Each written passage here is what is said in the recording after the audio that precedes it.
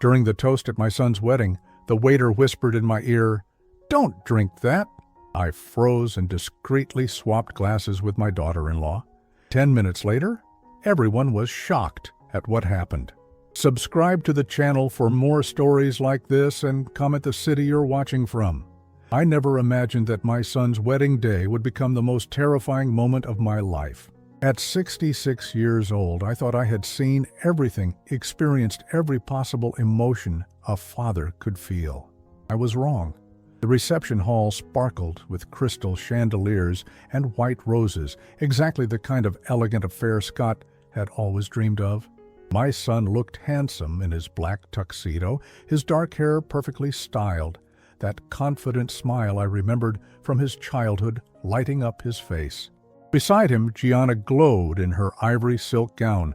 Her long auburn hair cascaded over her shoulders like a waterfall. They looked perfect together, like something out of a fairy tale. I stood near the head table watching as guests mingled and laughed, champagne glasses clinking in celebration. The photographer moved through the crowd, capturing every smile, every embrace. This was supposed to be one of the happiest days of my life. My only child was marrying a wonderful woman, starting his own family. After losing my wife Margaret 3 years ago to cancer, I had thrown myself into planning this wedding, wanting everything to be perfect for Scott and Gianna. The speeches had gone beautifully. Scott's best man had told embarrassing stories from college that made everyone laugh. Gianna's father had welcomed Scott into their family with tears in his eyes. When it was my turn to speak, I had talked about watching Scott grow from a determined little boy into the successful man he was today. How proud Margaret would have been to see this moment. Now came the traditional champagne toast, the final celebration before the couple would cut the cake and dance their first dance as husband and wife. The servers moved efficiently through the crowd, ensuring every guest had a fresh glass of the expensive Dom Perignon I had insisted on ordering. Nothing but the best for my son's wedding. I reached for my glass from the silver tray a young server offered me.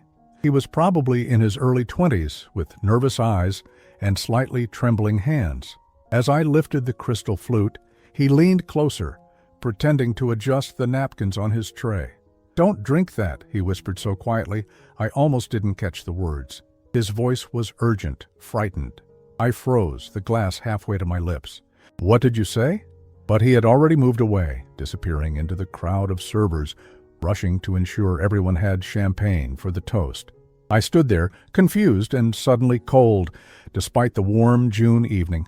The glass felt heavy in my hand, the golden liquid inside looking innocent enough, tiny bubbles rising to the surface like they always did. My heart began to race. What had he meant? Was this some kind of joke, a prank? But the fear in his eyes had been real, unmistakable. Scott appeared at the front of the room, tapping his knife against his champagne flute to get everyone's attention. The room gradually quieted, all eyes turning toward the happy couple. "Thank you all for being here tonight," Scott began, his voice carrying clearly across the reception hall. "Gianna and I are overwhelmed by the love and support you've shown us." I looked down at my glass again, then around the room. Everyone else was holding identical flutes, the same golden champagne, the same elegant crystal. What made mine different? Why had that young man warned me? Then I remembered something that made my blood run cold. Just last month, Gianna had mentioned updating her life insurance policy. She had laughed about it, saying it was just responsible planning for newlyweds. The policy was substantial, nearly $500,000, with Scott as the sole beneficiary. At the time, I had thought it was smart, practical thinking. My hands were shaking now as Scott continued his speech, talking about new beginnings and lifelong love. I caught Gianna's eye across the room. She was smiling, but there was something in her expression I couldn't quite read. Nervousness, maybe, or anticipation. "So please, everyone raise your glasses," Scott said, lifting his own champagne high in the air. "To my beautiful wife, Gianna, and to our future together." The room erupted in a chorus of cheers, and to Scott and Gianna. Everyone began to lift their glasses to their lips. I watched in horror as Gianna raised hers, that same innocent-looking champagne that the server had warned me about. Without thinking, I moved quickly toward her. In the chaos of the toast, with everyone focused on the happy couple, I managed to get close enough to accidentally bump into Gianna, causing our glasses to switch hands in what looked like a clumsy mishap. "Oh, I'm so sorry, sweetheart," I said loudly enough for nearby guests to hear. "How clumsy of me?" She laughed, that musical laugh I had grown to love over the past 2 years. "Don't worry about it, Donald. It's just champagne. Just champagne." The words echoed in my mind as I watched her raise what had been my glass to her lips. Everyone around us was drinking, celebrating, completely oblivious to whatever danger might be lurking in those innocent-looking bubbles. Gianna took a large sip, then another. She smiled at me, then turned to acknowledge someone calling her name from across the room. I stood frozen, watching her every movement, waiting for something to happen, praying that the server had been wrong, that this was all some terrible misunderstanding. 5 minutes passed, then 10. The celebration continued around us, guests chatting and laughing, completely unaware that anything was wrong. Maybe I had imagined the whole thing. Maybe that young man had been confused or playing some cruel joke. Then Gianna stumbled. It was subtle at first, just a slight loss of balance as she turned to face another well-wisher. But I was watching her carefully, and I saw the confusion that flashed across her face, the way her hand went to her forehead as if fighting off a sudden headache. "Are you feeling all right, dear?" I asked, moving closer to her. "I'm fine," she said, but her words were slightly slurred. "Just a little dizzy." Probably all the excitement, but she wasn't fine. Even as she spoke, her face was growing pale, a sheen of perspiration appearing on her forehead despite the air conditioning. Her hand gripped my arm for support, and I could feel her trembling. Scott appeared beside us, his face immediately creased with concern. "Gianna, what's wrong?" "I don't feel well," she whispered, and then her knees buckled. I caught her as she fell, her body going completely limp, in my arms. Around us, guests began to scream. Someone shouted for a doctor. The celebration dissolved into chaos as people pushed forward to see what was happening, their faces masks of shock and fear. "Call 911, Scott yelled, his voice cracking with panic or what sounded like panic. He knelt beside me as I lowered Gianna to the floor, her breathing shallow and labored. As I held my daughter-in-law's unconscious form, watching her beautiful face grow paler by the second, one terrifying thought consumed my mind. If I hadn't switched those glasses, I would be the one lying here dying, and no one would ever know it wasn't an accident. The hospital waiting room smelled like disinfectant and fear. Fluorescent lights buzzed overhead, casting everything in a harsh, unforgiving glow that made everyone look sicker than they probably were. I sat in one of those uncomfortable plastic chairs, still wearing my wedding tuxedo, though I had long since loosened my tie and unbuttoned my jacket. The fabric felt suffocating now, a reminder of how quickly celebration had turned to nightmare. It had been 4 hours since the ambulance arrived at the reception hall. 4 hours since I watched the paramedics work frantically over Gianna's unconscious body while wedding guests stood around in their formal attire, champagne glasses abandoned on tables, their faces frozen in shock. The beautiful reception hall that had been filled with laughter and music now felt like a crime scene in my memory. Scott paced back and forth in front of the vending machines, his black dress shoes clicking against the linoleum floor with each step. He had been doing this for the past hour, unable to sit still, running his hands through his dark hair until it stood up in messy spikes. To anyone watching, he looked like a devoted husband consumed with worry for his new bride. But something felt wrong. I couldn't put my finger on it exactly, but there were details that nagged at me, small inconsistencies that made my chest tight with unease. When the paramedics had been working on Gianna, Scott had seemed genuinely panicked, shouting for them to help her, demanding to know what was happening. But in quieter moments, when he thought no one was looking, I caught glimpses of something else in his expression. Not grief or fear, but something colder, more calculating. "Any word yet?" asked Robert, Gianna's father. He was a large man in his early 70s, with gray hair and kind eyes that were now red-rimmed from crying. He had been devastated when Gianna collapsed, more emotional than I had expected from someone I barely knew. His wife, Helen, sat beside him, clutching a tissue and occasionally letting out small, heartbroken sobs. "The doctors are still running tests," Scott replied, his voice hoarse from stress, or what sounded like stress. "They said it could be food poisoning, or maybe she had some kind of allergic reaction. They won't know for sure until they get the blood work back." Food poisoning. The explanation felt hollow, inadequate. I had eaten the same food as everyone else at the reception, from the same kitchen, served by the same staff. So had the other 150 guests. If it was food poisoning, why was Gianna the only one affected?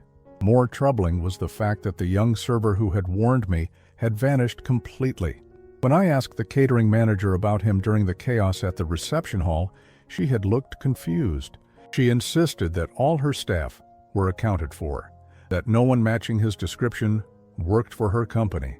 But I knew what I had seen, what I had heard. That whispered warning had saved my life.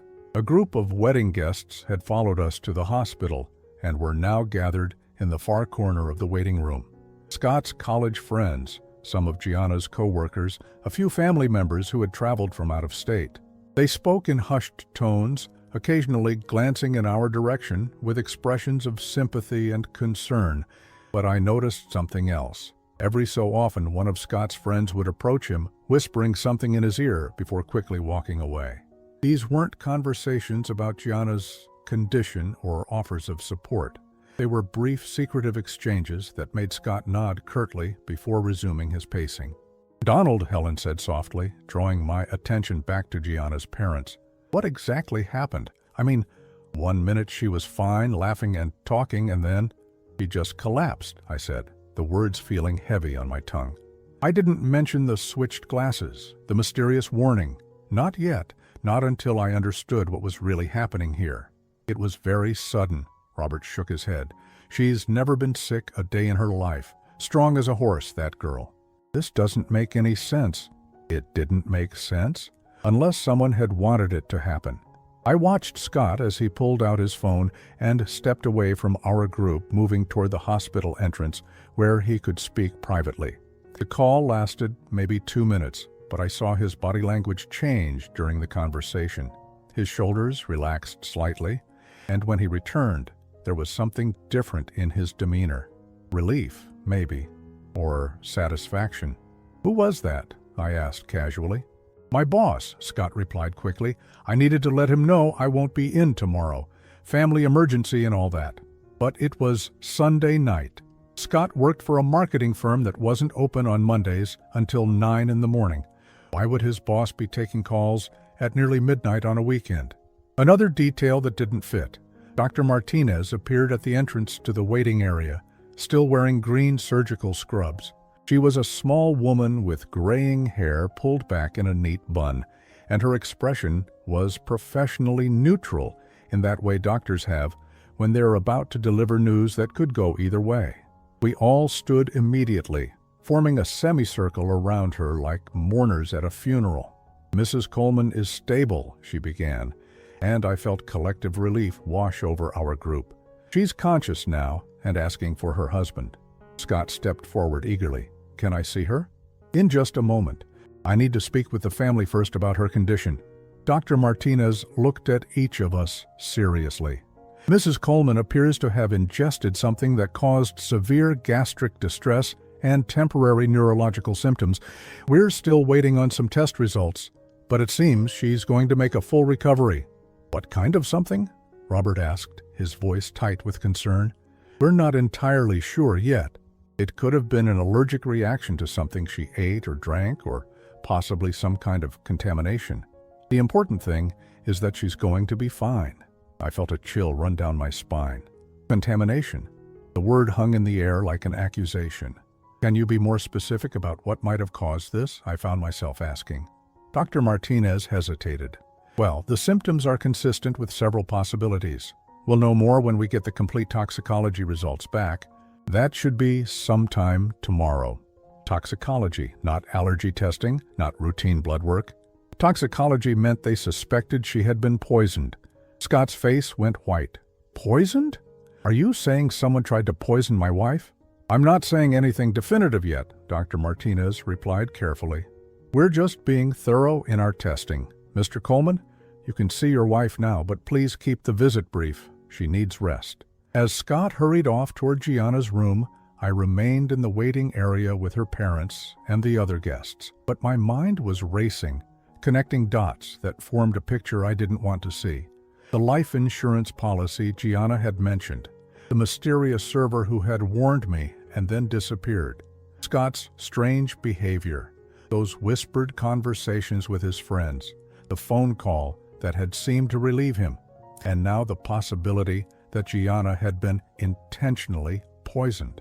I pulled out my phone and scrolled through my recent calls until I found the number for Detective Morrison, a man I had met years ago through my work with a local charity. We weren't close friends, but we had maintained a cordial relationship over the years. Morrison, his gruff voice answered on the third ring. Jim, it's Donald Hartwell. I'm sorry to call so late, but I need some advice. Donald, good to hear from you. What's going on? I looked around the waiting room, making sure no one was paying attention to my conversation. If someone suspected that a person had been poisoned, but wasn't sure, what would be the appropriate way to handle that situation? There was a pause. Are we talking hypothetically here, Donald? Not exactly. Another pause, longer this time. Where are you right now? St. Mary's Hospital. My daughter-in-law is in the emergency room. She collapsed at her wedding reception tonight after drinking champagne. The doctors are running toxicology tests. Jesus, Donald, are you saying you think someone tried to poison her at her own wedding? I closed my eyes, the weight of my suspicions settling over me like a heavy blanket. I'm saying I think someone tried to poison me, and she drank from the wrong glass. The silence on the other end of the phone seemed to stretch forever. When Jim finally spoke, his voice was deadly serious. Don't leave that hospital. Don't eat or drink anything anyone gives you. I'm on my way. As I hung up the phone, I realized that calling Detective Morrison had just made everything real. This wasn't paranoia or an old man's overactive imagination. My son's wedding day had been the scene of an attempted murder, and if that young server hadn't warned me, I would be the one lying in a hospital bed right now. Or more likely, I would be lying in the morgue. Detective Morrison arrived at the hospital just after 2 a.m, looking exactly like what he was. A tired cop who had been dragged out of bed to investigate something that probably wouldn't make sense until the sun came up. He was a stocky man in his 50s with prematurely gray hair and the kind of weathered face that came from 25 years of dealing with the worst humanity had to offer. I met him in the hospital lobby, away from the others who were still keeping vigil in the waiting room. The late hour had thinned the crowd considerably. Most of the wedding guests had gone home, leaving only Scott, Gianna's parents, and a handful of close friends who refused to abandon their posts until they knew she would be okay. Tell me everything, Jim said without preamble, pulling out a small notebook that looked like it had seen better days. Start from the beginning and don't leave out any details, no matter how insignificant they might seem. I told him about the reception, the young server who had warned me about the champagne, the way I had switched glasses with Gianna in what looked like an accident. I described Scott's strange behavior, the whispered conversations, the phone call that had seemed to bring him relief rather than comfort. Jim listened without interruption, occasionally jotting down notes, his expression growing more serious with each detail. This server, he said when I finished. Describe him again. Early 20s, maybe 5 feet 8 inches tall, brown hair, nervous demeanor. He was terrified when he warned me, but then he just disappeared into the crowd. And the catering manager said no one matching that description worked for her company? That's right. She seemed genuinely confused when I asked about him. Jim closed his notebook and studied my face carefully. Donald, I have to ask this, and I need you to think hard before you answer. Is there any reason someone might want to hurt you? Any enemies, business disputes, financial problems that might motivate someone to take extreme measures? The question hit me like a physical blow. I had been so focused on the mechanics of what had happened that I hadn't really considered the why. Who would want to kill me? And more importantly, who would be desperate enough to try it at my son's wedding in front of 150 witnesses? I can't think of anyone, I said honestly. I retired from my accounting firm 5 years ago. I do some volunteer work, play golf twice a week, spend time with Scott and Gianna. I live quietly. What about your will? Who benefits if something happens to you? My stomach dropped. Scott is my only heir. Everything goes to him when I die. Jim's expression darkened. How much are we talking about? The house is worth about $400,000. I have investments, retirement savings, life insurance, altogether maybe $1.2 million. That's a substantial motive. The words hung in the air between us like an accusation I couldn't bear to acknowledge. My son, the boy I had raised, taught to ride a bicycle, helped with homework, walked across the stage at his college graduation. The man I had just watched marry the woman he claimed to love. Could he really be capable of murder? There has to be another explanation, I said, but even as I spoke the words, they felt hollow. Let's go find that server, Jim said. We returned to the reception hall, which was now dark and empty except for the cleaning crew working to restore it to its normal state. The elegant decorations that had taken months to plan were being packed away in boxes, the flowers already wilting in the warm night air. It felt like visiting the scene of a crime, which I supposed it was. The catering manager, a harried-looking woman named Patricia, was supervising the cleanup. She looked exhausted and stressed, probably worried about liability issues and what this incident would do to her business reputation. I told you before, she said, when Jim showed her his badge and asked about the mysterious server. All of my employees are accounted for. Here's the complete list. She handed Jim a clipboard with names, addresses, and phone numbers of everyone who had worked the event. Jim studied it carefully, then looked up at me. Point out where you first saw him. I led him to the area near the head table, where I had been standing when the young man approached me with the champagne. The table had already been cleared, the centerpiece of white roses packed away with the rest of the decorations. He came from that direction, I said, pointing toward the kitchen entrance, but he could have approached from anywhere. There were servers moving all around the room. Jim questioned Patricia and her staff methodically, but no one remembered seeing anyone who matched the description I had given. Either I had imagined the entire encounter, which I knew I hadn't, or someone had infiltrated the catering staff specifically to warn me about the poisoned champagne. We need to talk to your son, Jim said as we walked back to the hospital.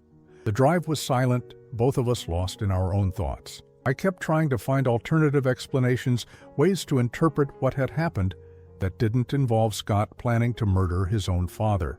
Maybe the champagne had been contaminated accidentally. Maybe the server had been confused, warned me about the wrong glass. Maybe this was all just a terrible coincidence. But deep down, I knew better. Too many pieces fit together too neatly for this to be random chance. We found Scott in Gianna's hospital room, sitting beside her bed, holding her hand. She was awake but looked pale and exhausted. Her wedding makeup long since washed away, her hair pulled back in a simple ponytail. She looked young and vulnerable in the hospital gown, nothing like the radiant bride she had been just hours earlier. "How are you feeling, sweetheart?" I asked as we entered the room. "Better," she said, with a weak smile. "The nausea is mostly gone, and my head doesn't hurt anymore. The doctor says I can probably go home tomorrow." Scott looked up at us, and I searched his face for any sign of guilt or deception. He looked tired and worried, exactly like a man who had just watched his new wife nearly die. But there was something in his eyes when he saw Detective Morrison, a flash of wariness that disappeared so quickly I almost missed it. "Scott," I said carefully, "this is Detective Morrison. He's an old friend of mine. He wanted to make sure the police have all the information they need about what happened tonight." "Of course," Scott said, standing and extending his hand to Jim. "Anything I can do to help?" Jim shook his hand, but I noticed he studied Scott's face intently during the introduction. "I just have a few routine questions, nothing to worry about." For the next 20 minutes, Jim questioned Scott about the events of the evening. When had he last seen Gianna before she collapsed? Had she eaten or drunk anything unusual? Did she have any enemies, anyone who might want to hurt her? Scott answered everything calmly and cooperatively, playing the role of the concerned husband perfectly. Too perfectly. "One more question," Jim said as he prepared to leave. I understand your wife recently took out a substantial life insurance policy? Scott's face went rigid. What does that have to do with anything? Just trying to understand the complete picture. When did she purchase the policy? About a month ago, Gianna answered from the bed, her voice weak but clear. It was Scott's idea. He said it was important for married couples to protect each other financially. Jim nodded neutrally. And the beneficiary? Scott, of course, Gianna said. We're married. How much coverage did you purchase? Scott's jaw tightened. I don't see how that's relevant to what happened tonight.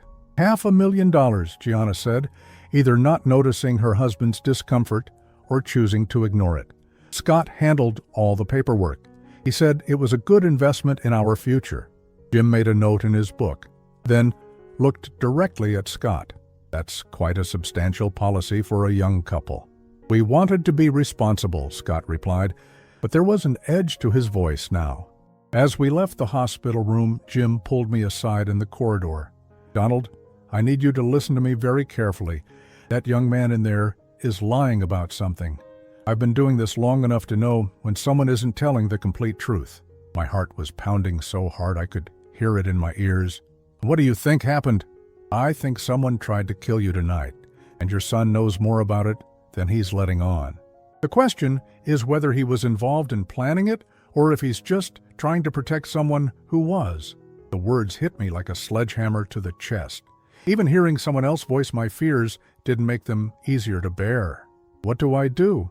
Jim put his hand on my shoulder, his expression grim. You go home, you lock your doors, and you don't eat or drink anything that hasn't come directly from your own kitchen. And, Donald, don't tell anyone about this conversation. Not your son, not anyone. If I'm right about what happened tonight, your life could still be in danger. As I drove home through the empty streets, Jim's warning echoed in my mind.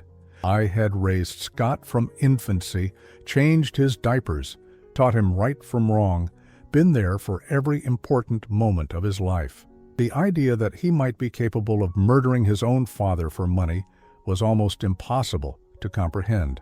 But as I pulled into my driveway and saw the lights still on in my house, lights I was certain I'd turned off before leaving for the wedding, I realized that comprehension and reality were two very different things.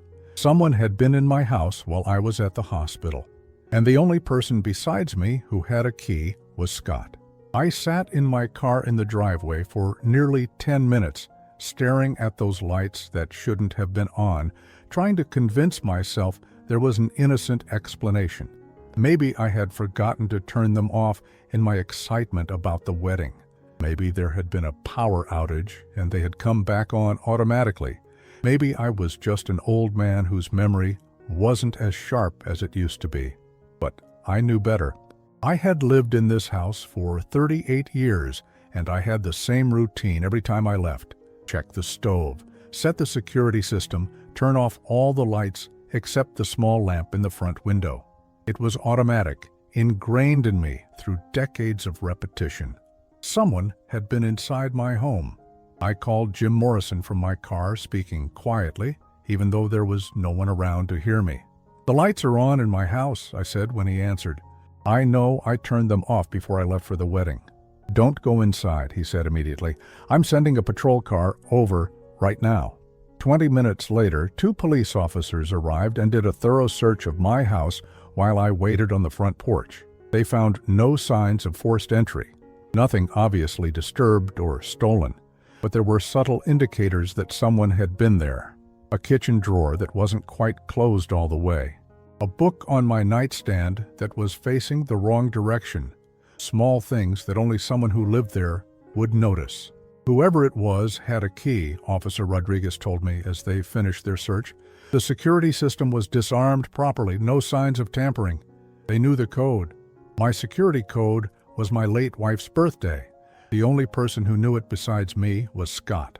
After the police left, I sat alone in my living room staring at the walls covered with family photographs. Scott as a baby in Margaret's arms. Scott's first day of school, gap-toothed and grinning. High school graduation, college graduation, the day he got his first job at the marketing firm. A lifetime of memories, a relationship built on love and trust and shared experiences. Had it all been a lie? I picked up one of the photographs, a picture of Scott and me from last Christmas. We were both smiling, his arm around my shoulder, looking like any normal father and son, enjoying the holidays together. But now I studied his expression more carefully, searching for signs of deception, for clues I might have missed. Had he been planning this even then? Had he looked at his aging father and seen not a man who loved him, but an obstacle standing between him and a substantial inheritance? Sleep was impossible. I spent the night in my recliner with every light in the house blazing and my baseball bat within easy reach, jumping at every small sound. By morning, I felt hollow and exhausted, like I had aged 10 years in a single night. Scott called at 8:30, his voice cheerful and normal. "Dad, good news. Gianna's being released from the hospital this morning. The doctors say she's going to be fine." "That's wonderful," I managed to say, though the words felt like sandpaper in my throat. "Listen, we were thinking of stopping by to pick up some of her things. She left a few items at your house last week when she was helping you organize Mom's jewelry. Would that be okay?"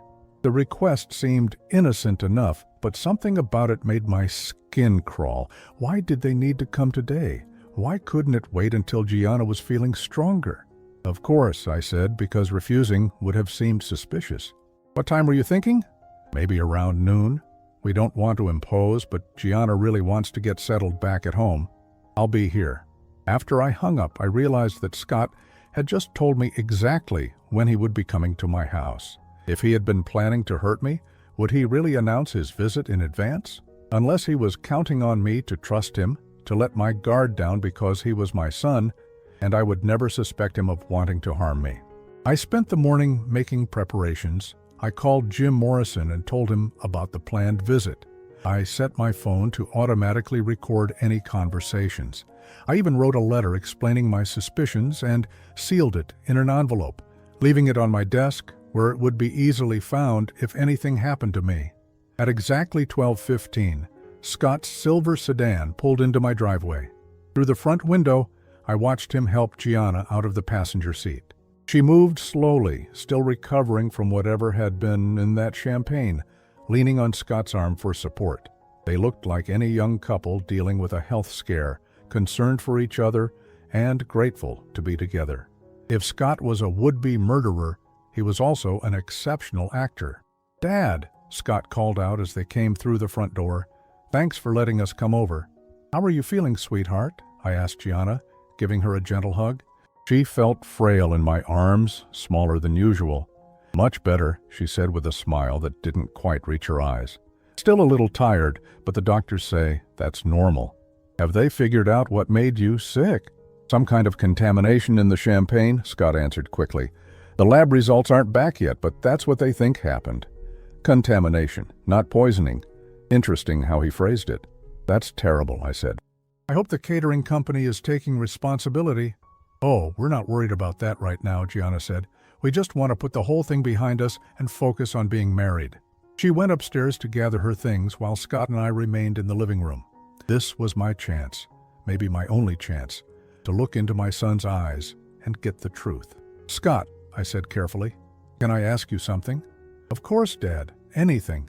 "Yesterday, when Gianna collapsed, you seemed, I don't know how to put this, you seemed almost relieved when the doctor said she was going to be okay."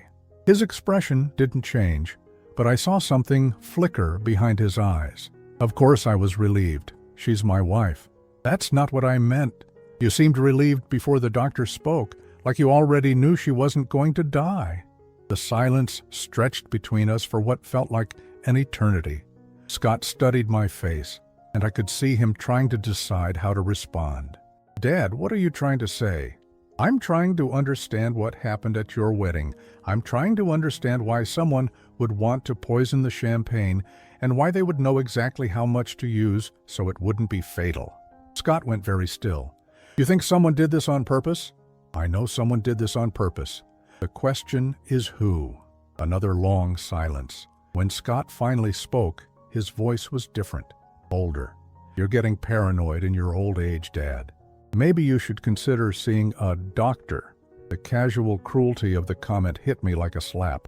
This wasn't the son I had raised. This was a stranger wearing his face. Scott, I need you to tell me the truth. Were you involved in what happened to Gianna? He laughed, but there was no humor in it. Are you seriously asking if I tried to poison my own wife?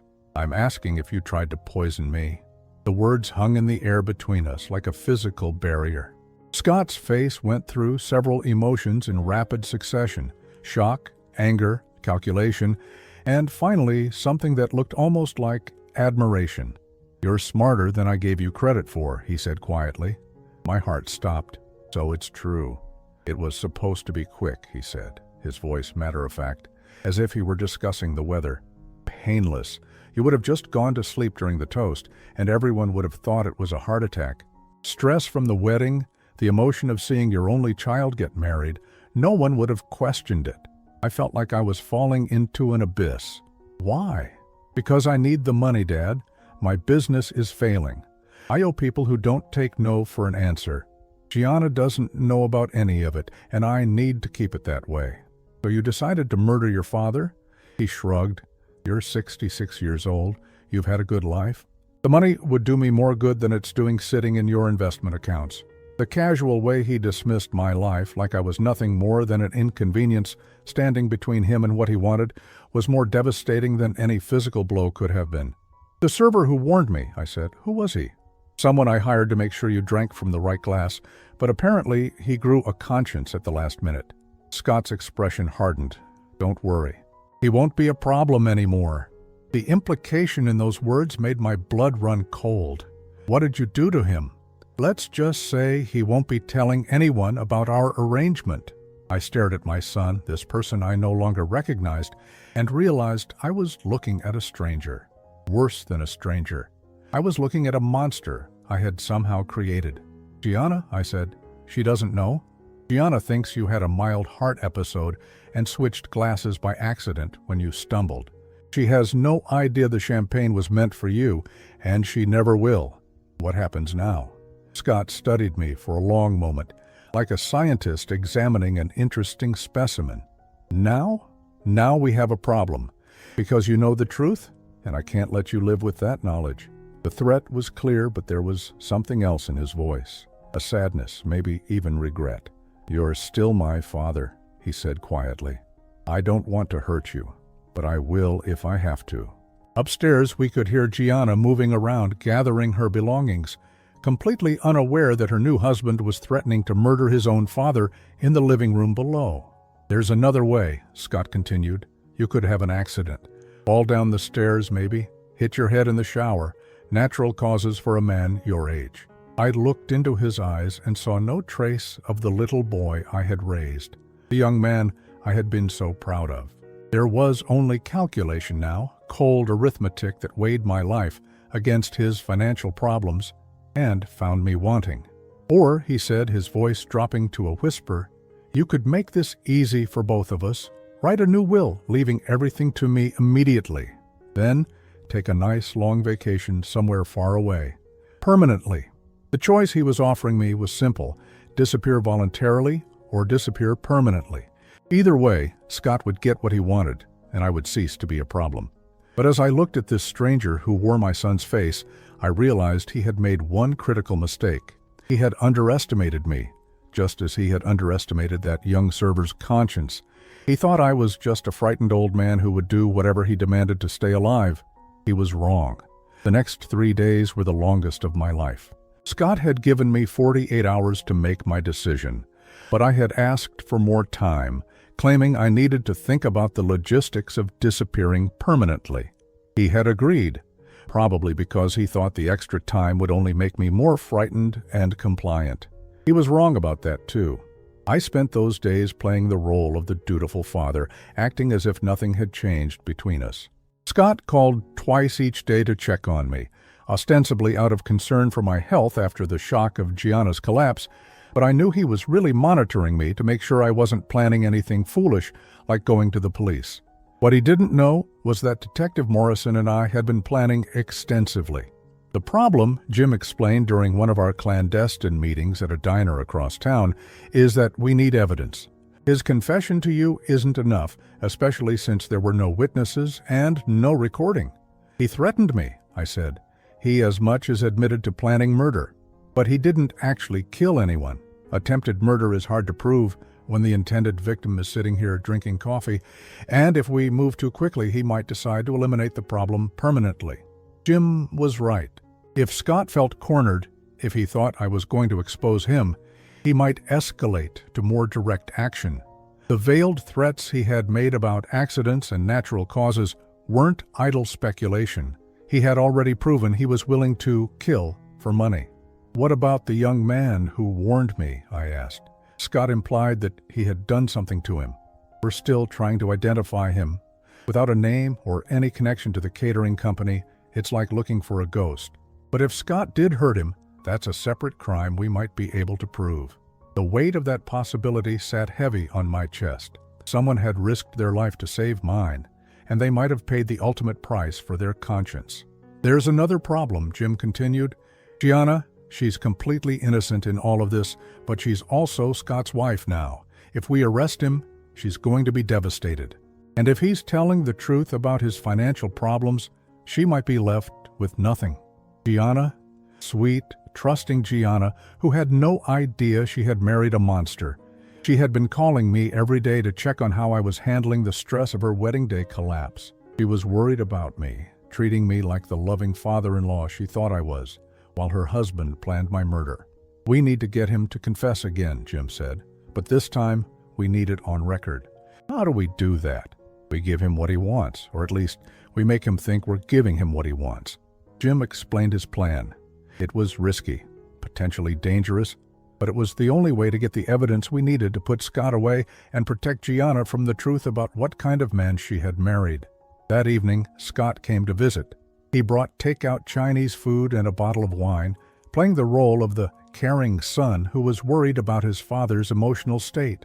"You look tired, Dad," he said as we sat at my kitchen table, sharing lo mein and sweet and sour chicken like we had done dozens of times over the years. "Have you been sleeping okay?" "Not really," I admitted. "I keep thinking about what you told me." He nodded sympathetically.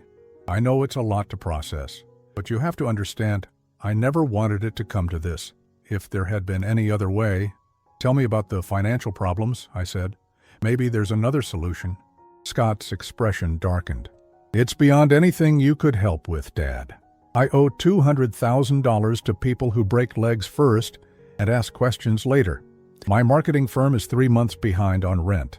I took out loans against everything I own, including the house Gianna thinks is paid off. Gambling, bad investments, cryptocurrency, day trading, a few business ventures that didn't pan out. I thought I could make it back quickly, but everything I touched turned to poison." Mike, the irony of his word choice, wasn't lost on me. "Gianna doesn't know any of this? She thinks we're financially secure. She talks about wanting to start a family right away, maybe buying a bigger house in a few years. If she knew the truth," he shook his head, "it would destroy her."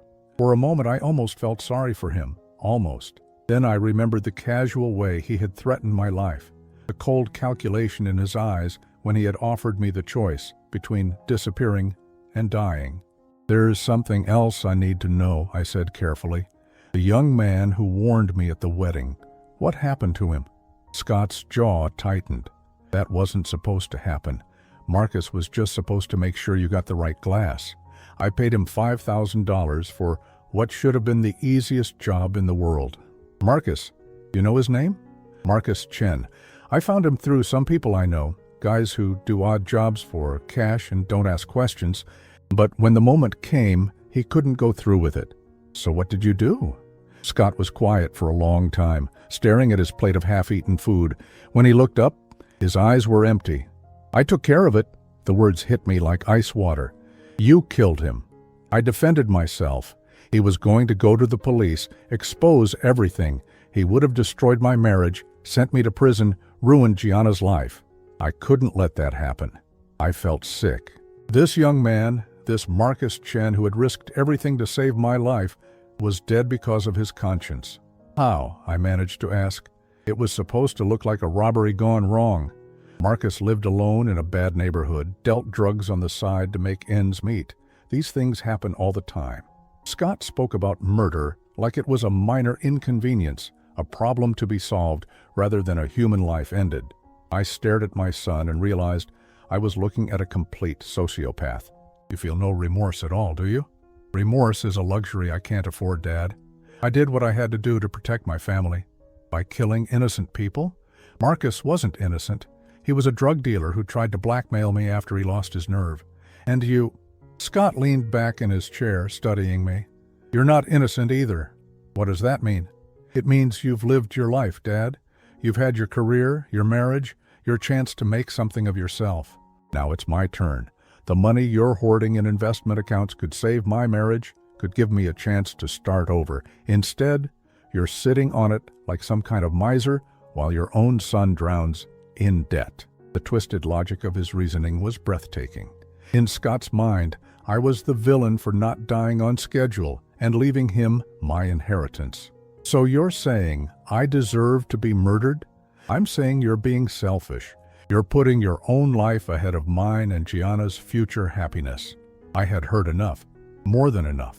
I excused myself to go to the bathroom, but instead I went to my bedroom and activated the recording app on my phone, then returned to the kitchen. I've made my decision, I said. Scott leaned forward eagerly. And I'll do what you want, but I need guarantees. What kind of guarantees? I want to make sure Gianna is taken care of.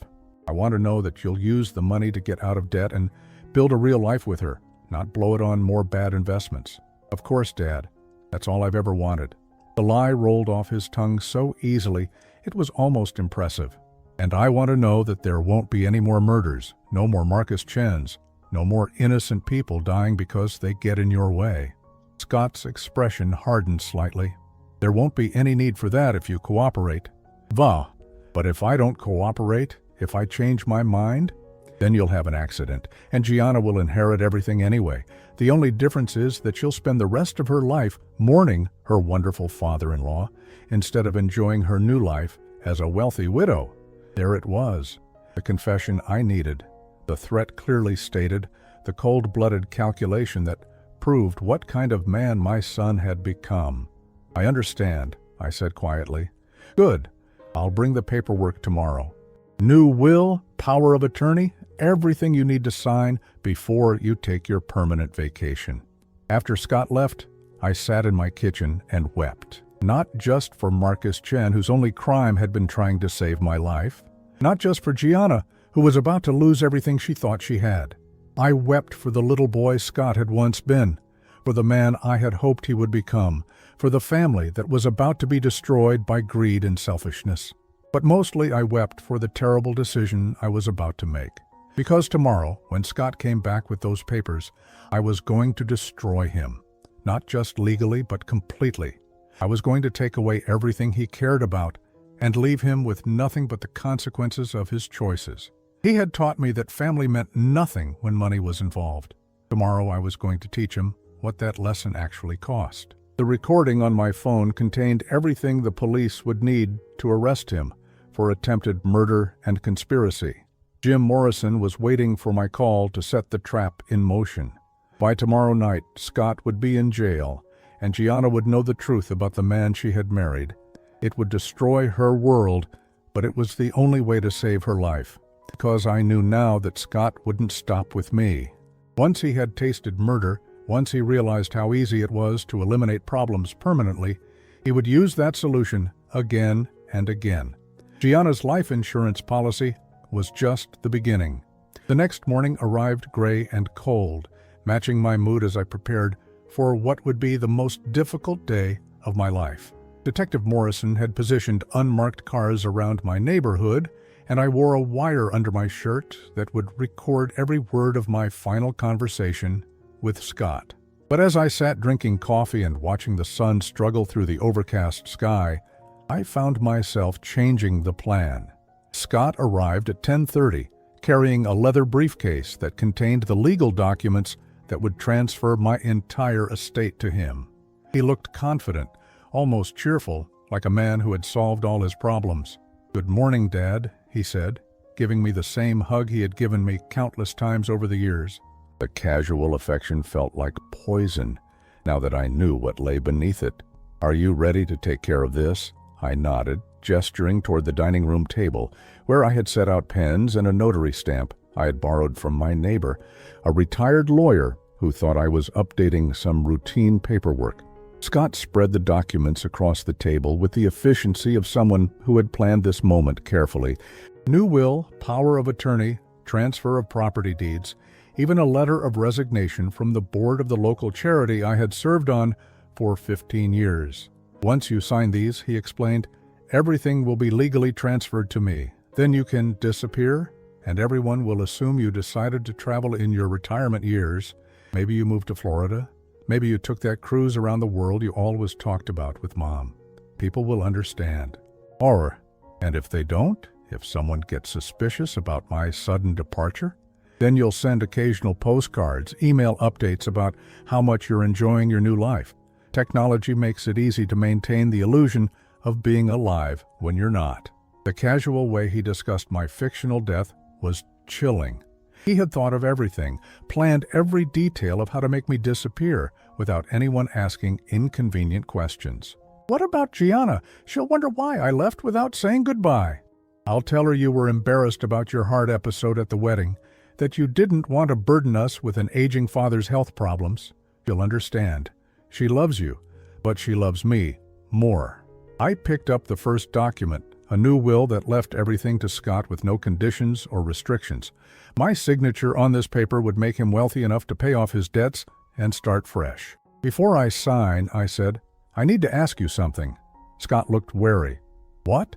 Why didn't you just ask me for help? If you were in financial trouble, if you needed money to save your marriage, why didn't you come to me as my son instead of trying to murder me? For a moment, something flickered across his face. Shame, maybe, or regret. But it disappeared quickly, replaced by that cold calculation I had come to recognize. Because you would have said no, he said simply. You would have lectured me about responsibility and consequences. You would have made me grovel and beg and promise to change my ways. And even if you eventually agreed to help, it wouldn't have been enough. You would have given me just enough to survive, not enough to really live. So you decided I didn't deserve to live at all. I decided that your death could solve all my problems, while your continued life would only make them worse. The honesty was brutal, but it was also exactly what I needed to hear. This wasn't a moment of desperation or temporary insanity. This was who Scott really was, a man who could weigh his father's life against his own convenience and find it wanting. I signed the will. Then I signed the power of attorney documents, the property transfers, everything that would make Scott wealthy and make me legally dead. He watched each signature with growing satisfaction, like a man watching his investments mature. There's one more thing, I said after I had signed the last document. What? I want to say goodbye to Gianna, not in person, but I want to write her a letter explaining why I'm leaving. She deserves that much. Scott considered this, probably weighing the risks against the benefits of keeping Gianna emotionally satisfied. Nothing that would make her suspicious, he said finally. Just a simple explanation that you've decided to travel and don't want to be a burden. Of course. I went to my desk and wrote a letter to Gianna, but it wasn't the letter Scott expected. Instead, I wrote the truth, all of it. The poisoned champagne, the switched glasses, Scott's confession, the murder of Marcus Chen, the threats against my life. I told her everything, including how much I loved her and how sorry I was that she had married a monster. I sealed the letter in an envelope with her name on it, then returned to the dining room where Scott was organizing the signed documents in his briefcase. Here, I said, handing him the sealed envelope. Give this to her after I'm gone. He tucked it into his jacket pocket without looking at it. I will. But I knew he wouldn't. Scott would never give Gianna that letter, because he would never risk her learning the truth about him. The letter would disappear, probably burned or shredded, and Gianna would spend the rest of her life believing I had simply abandoned the family without explanation. That was exactly what I was counting on. So what happens now? I asked. Now you pack a small bag and leave. Drive to the airport, park your car in long-term parking, and disappear. I'll report you missing after a few weeks. Tell everyone I'm worried, because you haven't been returning my calls. Eventually, people will assume you had an accident or decided to start fresh somewhere else. And then you really do disappear. permanently. The threat was clear. Scott had no intention of letting me live, even if I cooperated completely. I was a loose end that needed to be tied off. I nodded, as if I understood and accepted his plan. I should go pack. "Dad," Scott said, as I headed toward the stairs. There was something different in his voice, softer. "For what it's worth, I am sorry it came to this. You're a good father. You deserve better than this." I turned to look at him, this stranger who had once been my son. "Yes," I said quietly, "I do." An hour later, I loaded a small suitcase into my car and drove away from the house I had shared with Margaret for nearly 4 decades. Scott watched from the front window, probably making sure I actually left, probably already planning how to explain my sudden departure to Gianna and the rest of our friends and family. But I didn't drive to the airport. Instead, I drove to Detective Morrison's office, where I turned over the recordings of Scott's confessions and the evidence of his threats against my life. "Are you sure about this?" Jim asked as he prepared the arrest warrant. "Once we move forward, there's no going back. Scott will go to prison. Gianna will lose everything. And your family will be destroyed." "My family was destroyed the moment Scott decided to murder me for money," I said. "Now I'm just making sure he faces the consequences." "What about you? Where will you go?" I had thought about that during the drive over. The legal documents Scott had forced me to sign were invalid because they had been obtained under duress, but it would take time to sort out the legal mess. In the meantime, I would need to disappear just as Scott had demanded, but for different reasons. "I have a sister in Oregon I haven't seen in years," I said. "Maybe it's time to visit." 3 hours later, Scott was arrested at his home on charges of attempted murder, conspiracy, and the murder of Marcus Chen. The evidence was overwhelming. The recordings, the forged documents, the financial records that showed his desperate situation. He would spend the rest of his life in prison. I wasn't there to see it happen. By the time the police knocked on his door, I was already 500 miles away, driving through the mountains toward a new life I had never planned but somehow needed. Gianna called me that night, sobbing hysterically. The police had told her everything, played the recordings, shown her the evidence of what her husband had planned. Her world had collapsed in a single afternoon. "I'm so sorry," she kept saying. "I had no idea. I would never have married him if I had known." "I know, sweetheart," I said gently. "This isn't your fault. But what about you? Are you really leaving? Are you really not coming back?" I looked out the motel window at the unfamiliar landscape, the mountains and forests that would be my new home. "I think it's for the best. Too many painful memories now." "I love you," she whispered.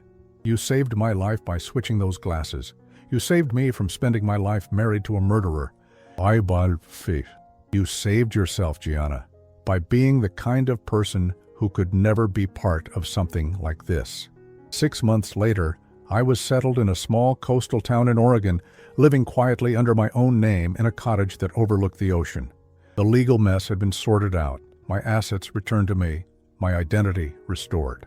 Scott had been sentenced to life in prison without parole for the murder of Marcus Chen, with additional time for the attempted murder charges. Gianna had divorced him immediately and moved back to live with her parents while she rebuilt her life. We talked occasionally, carefully avoiding any mention of Scott or the wedding that had brought us all together. She was seeing a therapist, trying to heal from the trauma of learning that her husband had been a monster. I was healing too, in my own way. The betrayal by my own son had cut deeper than any physical wound could have. But there was also a strange kind of peace in finally knowing the truth. No more wondering why Scott seemed distant sometimes. No more making excuses for behavior that had never quite made sense. The hardest part was the loneliness. I had lost not just a son, but the future I had imagined we would share. There would be no grandchildren, no family holidays, no growing old surrounded by the people I loved. But there was also freedom. Freedom from fear, from manipulation, from the toxic relationship that had been poisoning my life without my even realizing it. For the first time in years, I could sleep peacefully, knowing that no one was planning to hurt me, that no one saw my continued existence as an obstacle to their happiness.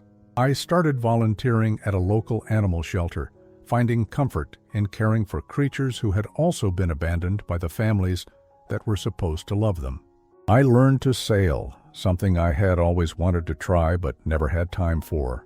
I made new friends who knew nothing about my past, who accepted me simply as Donald, the quiet, retired man who lived by the ocean and always had time to help with community projects. Sometimes I wondered if I could have handled things differently, if there had been some way to save Scott from himself, but I knew better. The person who had threatened my life, who had murdered Marcus Chen without remorse, who had been willing to destroy Gianna's life to cover his crimes, that person had always been there inside my son. I had just refused to see it. On the first anniversary of what should have been Scott and Gianna's wedding, I received a letter from her. She was engaged again, this time to a man she had met in her therapy group, someone who understood what it meant to rebuild your life after betrayal. She was happy, she said, truly happy for the first time in years. She thanked me again for saving her life, not just by switching the champagne glasses, but by having the courage to expose Scott for what he really was. She hoped I was finding peace in my new life. I was. Standing on my deck that evening, watching the sun set over the Pacific Ocean, I felt something I hadn't experienced in years. Contentment. Not happiness exactly, but a deep, quiet satisfaction with the choices I had made. I had lost a son, but I had saved an innocent woman from a lifetime of deception and eventual murder.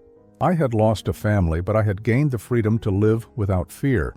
I had lost everything I thought mattered, but I had discovered that what actually mattered was much simpler: integrity, courage, and the strength to do the right thing, even when it cost everything. The ocean stretched endlessly before me, full of possibilities I was only beginning to explore. For the first time in my 67 years, I was truly free to become whoever I was meant to be. And that, I realized, was worth more than any inheritance could ever be.